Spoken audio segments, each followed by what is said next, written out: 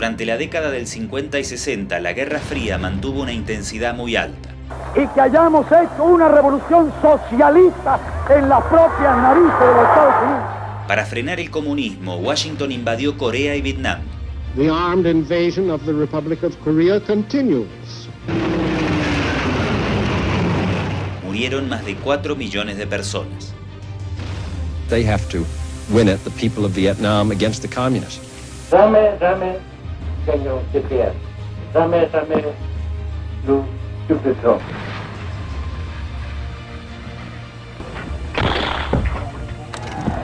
El líder es arrebatado por la multitud. Bolivia no estuvo ajena a esta conflagración. Washington apostó fuertemente para que la revolución nacional no cayera bajo el influjo del comunismo y finalmente optó por la opción de los golpes militares, en el marco de una política que abarcó a todo el continente. Deals with the United States Army in the Andes Mountains of Bolivia and Peru. En ese contexto, el Che Guevara eligió a Bolivia para impulsar un foco guerrillero continental. Y la lucha sigue, seguirá hacia la victoria. En el asesinato del Che tomó parte importante y la decisión el gobierno de los Estados Unidos. Para el fusilamiento de mi hermano y del Che, ¿de dónde viene la orden? Es de la CIA, de Estados Unidos. Tienen que andar con su testamento bajo el brazo. Y después ya para pegarnos, nos vendaban. Nuevamente fui torturada en el Ministerio de Gobierno, ultrajada, violada nuevamente.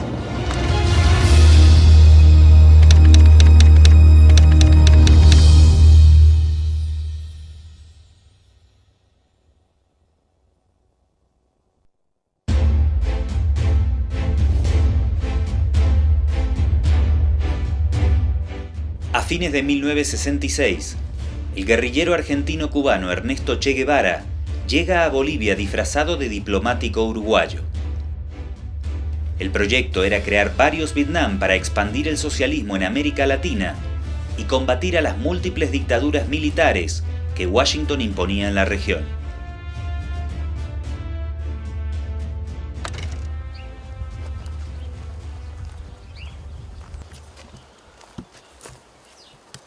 Completamente deshabitada la casa.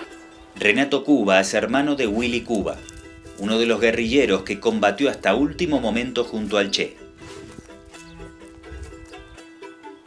Cuando el Che desaparece de Cuba, la CIA está detrás del Che.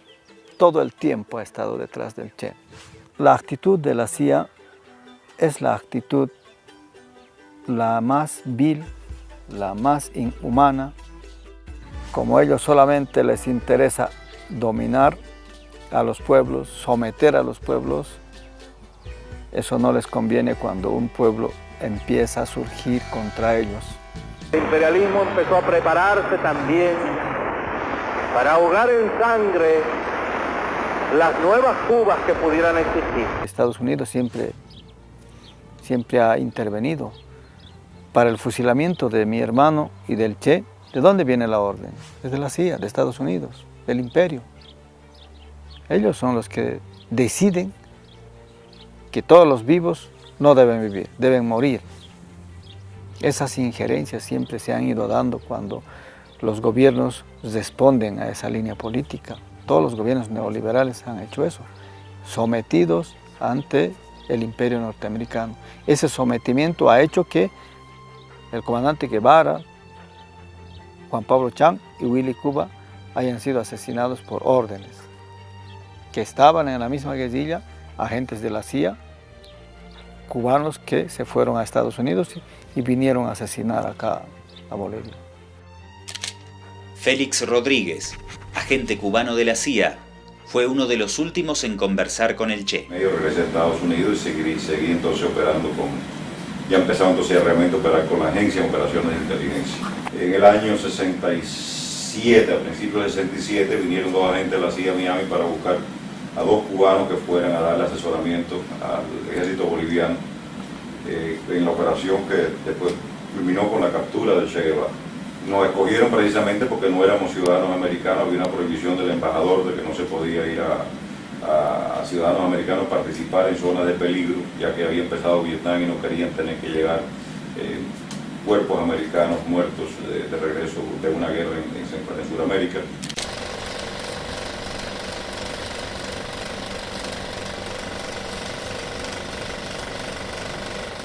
Mi coronel, hay orden en su gobierno de eliminar al prisionero.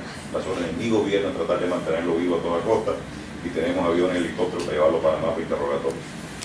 Me dice, Félix, hemos trabajado empíricamente, te agradecemos mucho tu ayuda, pero son órdenes del señor presidente. Miró su reloj y me dijo, tiene hasta las 2 de la tarde. Puedes ajusticiarlo en la forma que tú quieras porque sabemos el daño que le ha hecho a tu patria. Yo quiero tu palabra de caballero que a las 2 de la tarde tú me traigas el cadáver del Che Guevara. El intento de la CIA por responsabilizar al ejército boliviano acerca de la orden de ejecutar al Che es desmentido por el investigador cubano Froilán González, experto en la guerrilla de Ñancahuazú. Si ellos hubieran querido que no se matara al Che para interrogarlo, como dicen en Panamá, no hay quien lo toque. Lo mataron porque ellos decidieron que lo mataran y los cómplices del gobierno de la cúpula.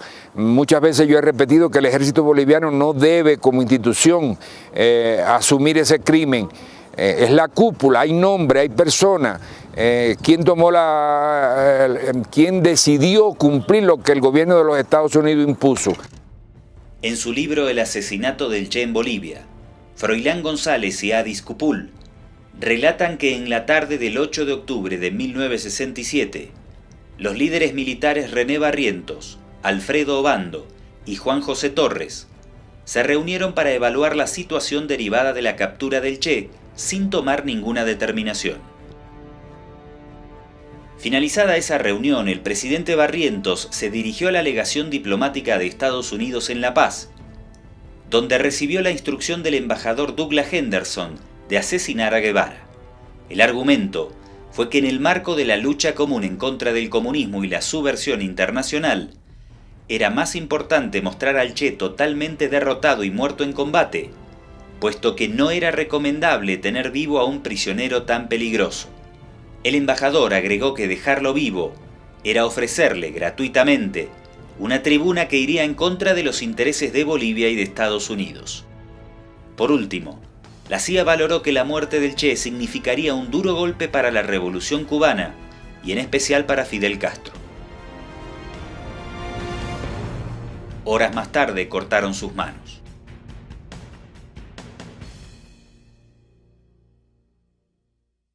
No, I'm not sorry. I'm proud. I think he was a professional soldier. He was a good man. He believed in his way and we believe in our way. ¿Quién es el mejor compañero? ¡Dragones! ¿Cómo se llama el comandante? ¡Dragón! Porque es la naturaleza del imperialismo la que bestializa a los hombres, la que la convierte en fieras sedientas de sangre que están dispuestas a degollar, a asesinar, a destruir hasta la última imagen de un revolucionario, de un partidario de un régimen que haya caído bajo su bota o que luche por su libertad. Nos recuerda también que no se puede confiar en el imperialismo, pero ni tantito así, nada.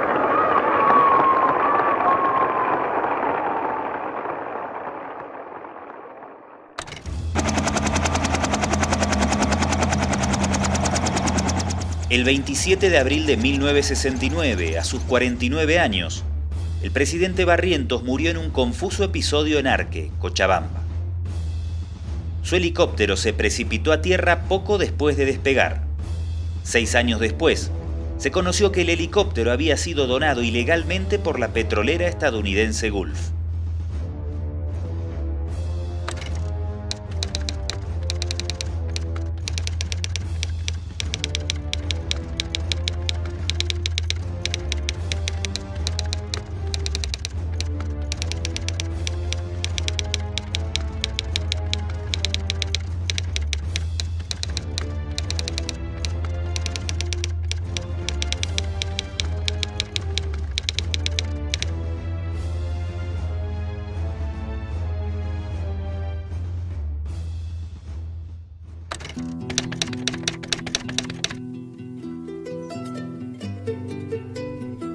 Pese a los esfuerzos de Estados Unidos por mantener bajo su control a la clase política y militar boliviana, en la década del 60, las ideas nacionalistas mantuvieron una enorme influencia dentro del país. En ese marco y durante el gobierno de Alfredo Obando, se va a producir la segunda nacionalización de los hidrocarburos, ante la indignación generalizada por el impune manejo del petróleo boliviano protagonizado por la Gulf estadounidense. El autor intelectual de esta nacionalización fue Marcelo Quiroga Santa Cruz, ministro de Minas y Petróleo del general Obando.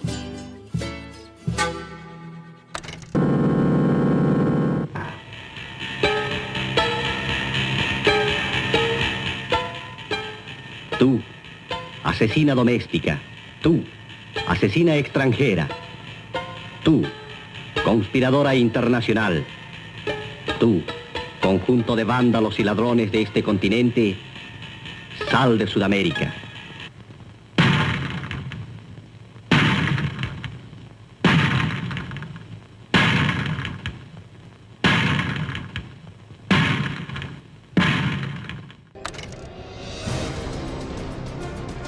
Estados Unidos y la Gulf responden.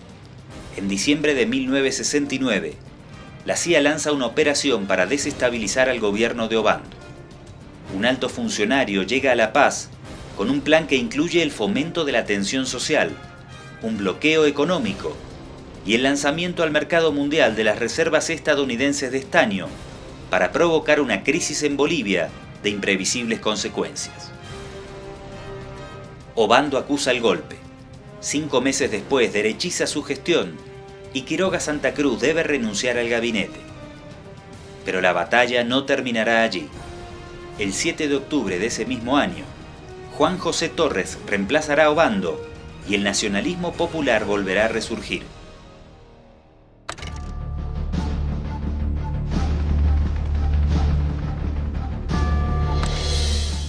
Finalizaba la década del 60 y América Latina estaba en plena ebullición.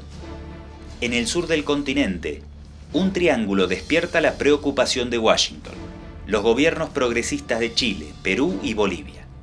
En el caso boliviano, el general de tendencia izquierdista Juan José Torres había llegado a la presidencia. Mario Bacarreza fue un joven militar que acompañó a Torres y llegó a ser ministro interino dentro de su gabinete. Y había dos gobiernos que secundaban estos movimientos de izquierda, que era un eje como actualmente hay también, pero ya se ha ampliado. Esa vez solamente eran 3 países.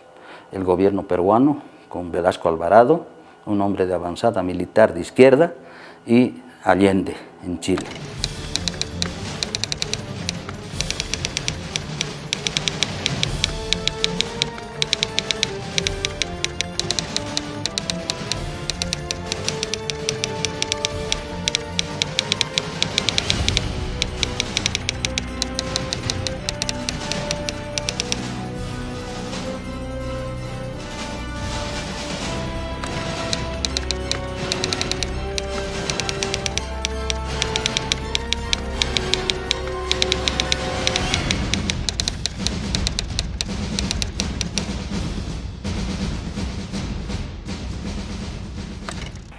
Solo acribillándome a balazos podrán impedirme voluntad que hacer cumplir el programa del pueblo.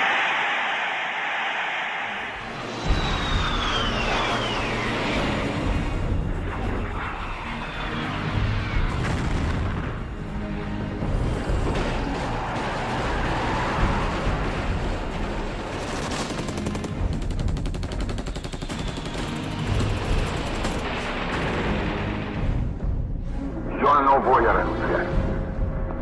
Colocado en un tránsito histórico, pagaré con mi vida la lealtad del pueblo.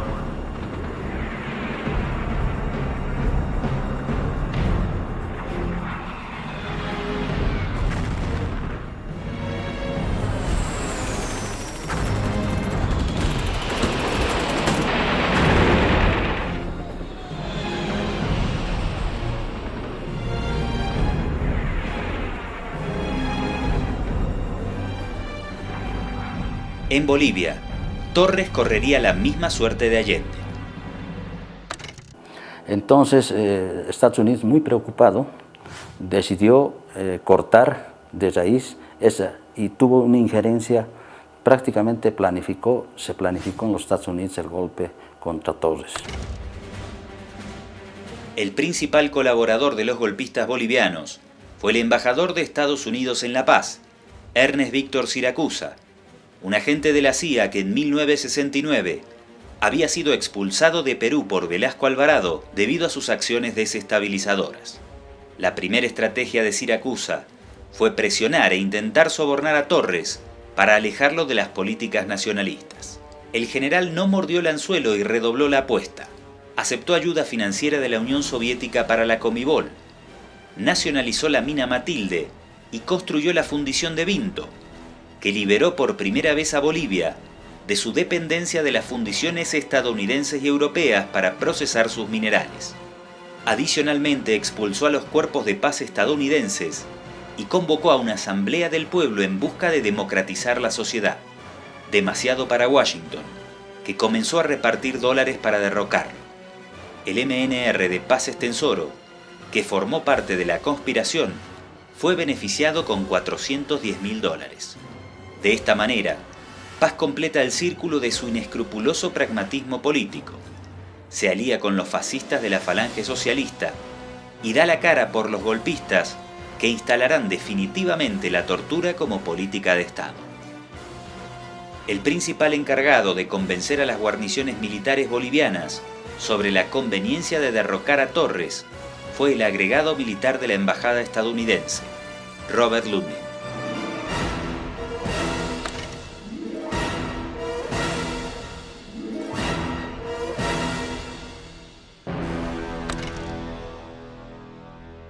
El 20 y 21 de agosto de 1971, sectores sociales se organizan en La Paz para frenar el golpe que viene desde Santa Cruz. El intelectual y político Marcelo Quiroga Santa Cruz asume una defensa militante de Torres, quien finalmente no podrá evitar su derrocamiento. En lo que a mí respecta, yo no tomé contacto con ningún personero de la embajada americana, con ningún personero del gobierno argentino ni brasileño. La mentira de Banzer parece adivinarse en su rostro y está bien documentada. 3 semanas antes del golpe, Banzer y otros conspiradores se reunieron en Buenos Aires con 2 inspectores de la CIA, el jefe de la misión militar de Estados Unidos en Argentina y un funcionario del Pentágono. Las relaciones de Banzer con la inteligencia estadounidense eran permanentes desde que el dictador fue agregado militar de la Embajada de Bolivia en Washington en plena época de la guerrilla de Ñancahuazú. Finalizada esa misión, Banzer regresó a La Paz para asumir la jefatura de inteligencia del Estado Mayor General, desde donde continuó su interacción con los entonces todopoderosos servicios de espionaje estadounidenses. Finalmente, Banzer había sido formado en la tristemente célebre Escuela de las Américas. De los Carates de Bolivia. Major General James Alger, commander of U.S. Army forces in Latin America, recently welcomed a group of Bolivian Army cadets who are undergoing training with U.S. forces in the Panama Canal Zone.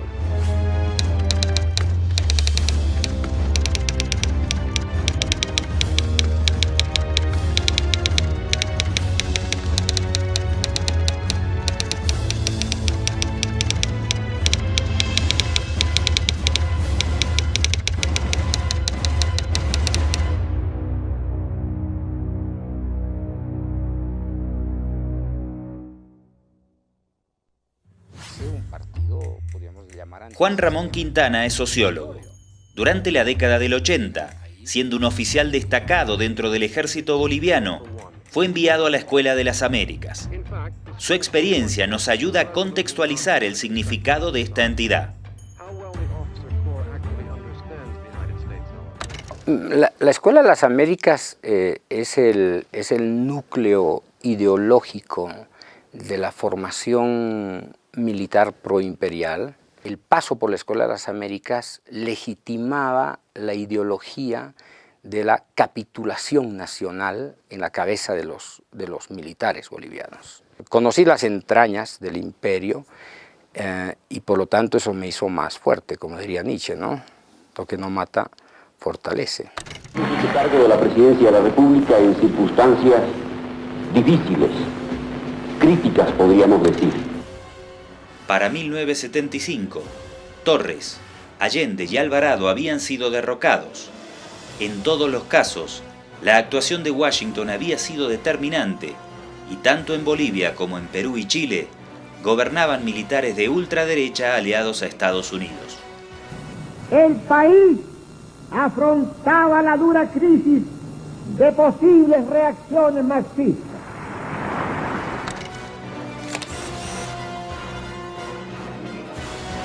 Washington había logrado imponer una nueva fórmula para frenar a los gobiernos nacionalistas o progresistas en toda la región: la tortura y desaparición forzada instrumentada por sus dictaduras militares afines. Se le conoce como el Plan Cóndor. Pensamos que el caos y la anarquía estaban muy cerca y es por esa razón que habíamos resuelto terminar con el gobierno del general Juan José Torres. Nosotros lo hicimos del modo más noble. Dentro de lo que fue el Plan Cóndor, encontramos una revelación importante. Se conoce que Estados Unidos entrenó a los militares latinoamericanos en técnicas de interrogación, pero hasta el momento no había un registro documentado acerca de la participación de funcionarios estadounidenses en las sesiones de tortura. Nos llevaron, después de los 5 días, nos llevó a un saloncito así, donde estaba ese norteamericano, habían militares argentinos ahí, porque clarito se los reconoce por la tesis, inclusive. Apenas recuerdo el apellido Smith, Jackie Smith, algo así por ahí era. Nos amenazaba con ponernos inyecciones para detector de mentiras, que si están mintiendo, les vamos a poner esa inyección y en esa inyección ustedes como dormidos van a hablar todo. Entonces, ya, pónganos, les decía, pónganos. Y nos preguntaban, nos hacían. Y después ya para pegarnos, nos vendaban. Entonces no sabíamos quién nos pegaba. Unas 7, 8 veces me debí ver con este gringo. Nos tomaba declaraciones a gente allegada al general Torres. O sea, gente que manejaba, digamos, ¿no? De altura, digamos, políticamente. Carlos Núñez del Prado fue militante revolucionario desde muy joven dentro del Ejército de Liberación Nacional. A sus 16 años fue detenido en Chile. Su relato suma evidencia sobre la participación directa de Estados Unidos en la represión continental. La primera vez que yo caí preso en Chile, boliviano preso en Chile, en el gobierno de Frei Montalva, al segundo o tercer día de interrogatorios aparecieron 3 norteamericanos. Yo era, como les decía, un chico de 16 años y no tenía una formación política muy profunda, que digamos, ¿no? Tenía la tradición familiar por la lucha revolucionaria, pero no tenía una formación política muy profunda. En ese momento los 3 norteamericanos me plantean que yo empiece a trabajar con ellos después del interrogatorio. Primero me dan la dosis adecuada de tortura y después, para quebrarme, me plantean que yo empiece a trabajar con ellos. El 2 de junio de 1976, el Plan Cóndor se cobró otra víctima. El general Juan José Torres fue asesinado de 3 tiros en la nuca en Buenos Aires. Acorralado en su exilio por la recién llegada dictadura de Videla, Torres realizaba los últimos aprestos para regresar a Bolivia e impulsar un nuevo proyecto nacionalista. Él tenía que viajar a Salta y de Salta ingresaría a Bolivia lo más antes posible.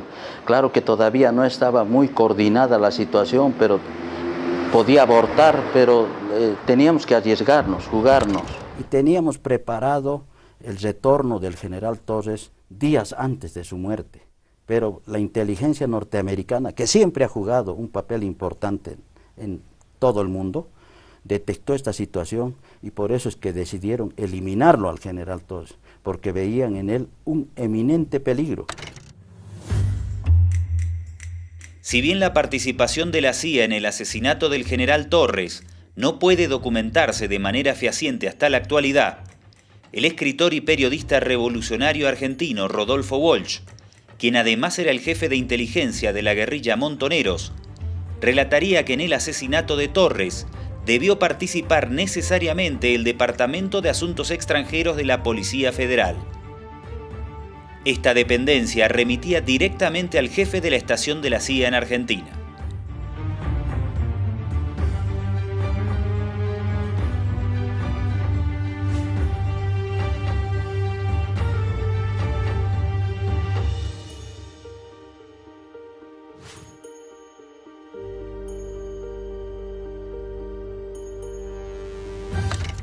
Transcurridos casi 40 años de la imposición de las dictaduras, el drama puede parecer olvidado, pero las profundas secuelas permanecen, y para quienes sobrevivieron, recordar es un trance muy doloroso.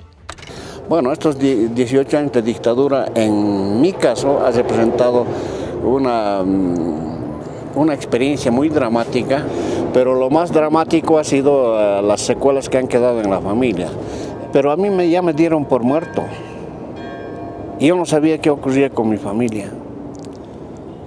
Esas son las cosas que han hecho con las familias, y los traumas son pues hasta muy lamentables.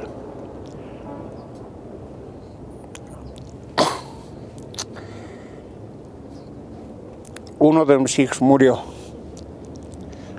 a causa de eso. Yo soy capturada en el lugar de mi trabajo por 3 militares. Recuerdo mucho el apellido de uno de ellos, un capitán Orellana de la Fuerza Aérea. Yo para entonces estaba de novia y esperaba familia, más o menos 3 meses. Nuevamente fui torturada en el Ministerio de Gobierno, ultrajada, violada nuevamente. Y a consecuencia de eso perdí el hijo que esperaba. Nunca más pude ser madre, hasta ahora.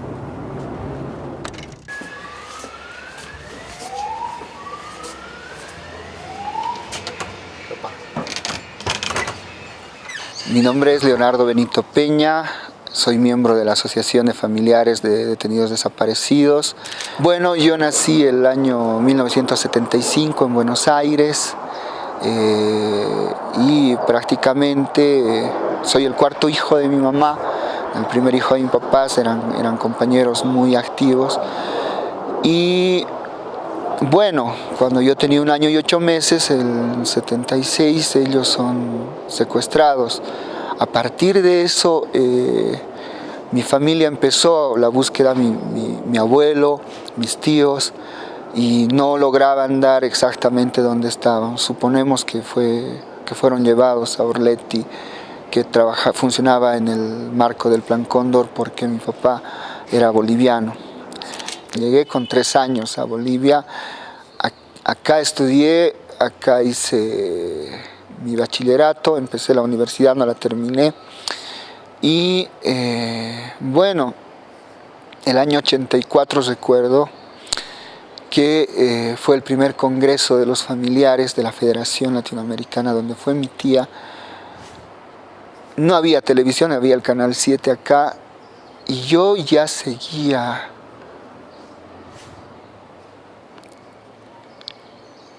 cuando escuché a mi tía hacer un discurso. Mi abuela me decía, tu papá va a venir, y yo esperaba, miraba los aviones.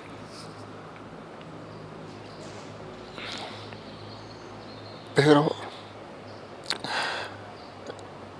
cuando la oí decir que estaba desaparecido, y mi mamá también,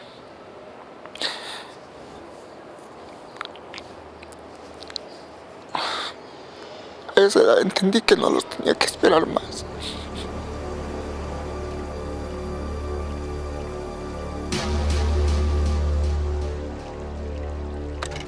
Solamente queremos saber dónde están nuestros hijos, vivos o muertos. Angustia porque no sabemos si están enfermos, si tienen frío, si tienen hambre, no sabemos nada. Y desesperación, Señor, porque ya no sabemos a quién recurrir.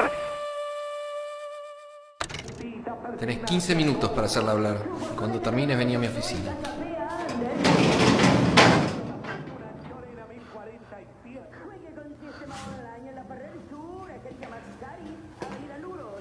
Hijo de puta. Hijo de puta, soltá. Soltame, hijo de puta. Quédate quieta.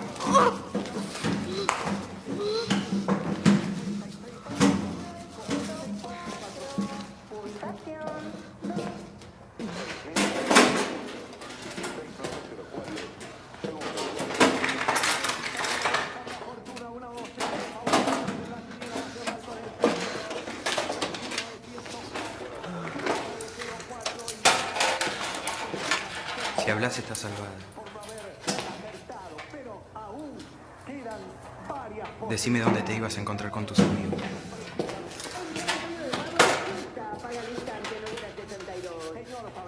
Yo traigo a uno de ellos y vos te salvás.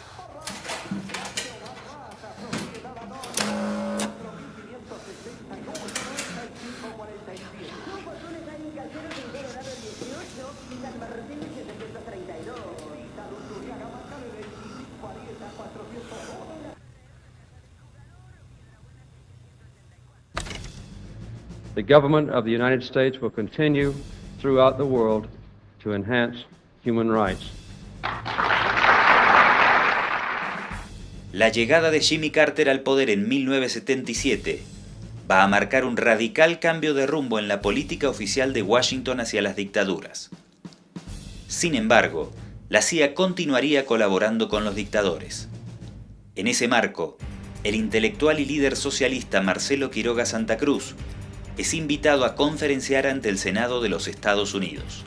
El gobierno presidido por Banzer, quien estuvo hace pocas semanas aquí en Washington, tiene su origen en un golpe militar el año 1971.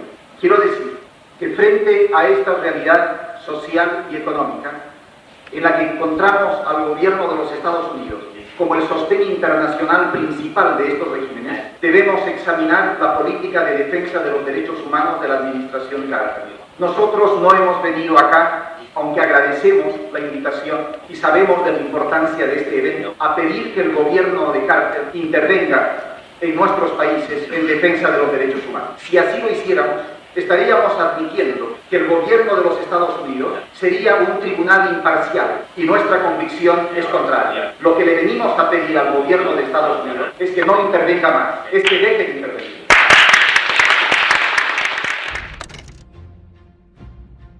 Sin el apoyo de Washington, la dictadura de Banzer se derrumbó en 1978, dando inicio a un largo proceso de democratización muy sangriento y plagado de contragolpes militares, que finalizaría en 1982. El último intento fuerte por eternizar a los militares en el poder lo dio el 17 de julio de 1980 el narcodictador Luis García Meza.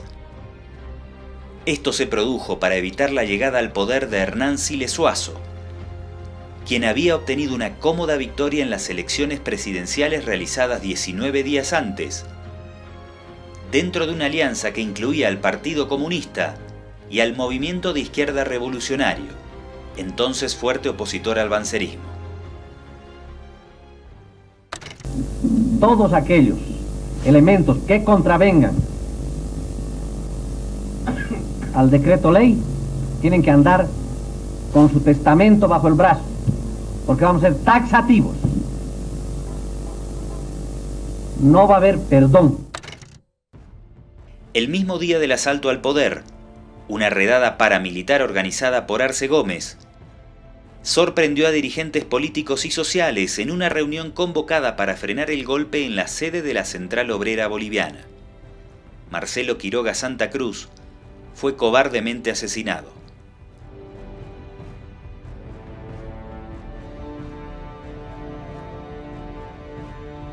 El golpe fue apoyado por los capos principales del narcotráfico boliviano, por la dictadura argentina, por Hugo Banzer y por la CIA. Carter desconoció el gobierno y Washington retiró a su embajador en La Paz. Los vínculos del gobierno con el tráfico de drogas se hicieron tan evidentes que la continuidad de la dictadura se tornó insostenible. This report on the Minister of Cocaine takes on a special relevance. The Minister of Cocaine is the central figure in the most lucrative cocaine operation in the world, in Bolivia, source of 80% of the cocaine on this earth. His name is Luis Arce Gomez, or more precisely, Colonel Luis Arce Gomez.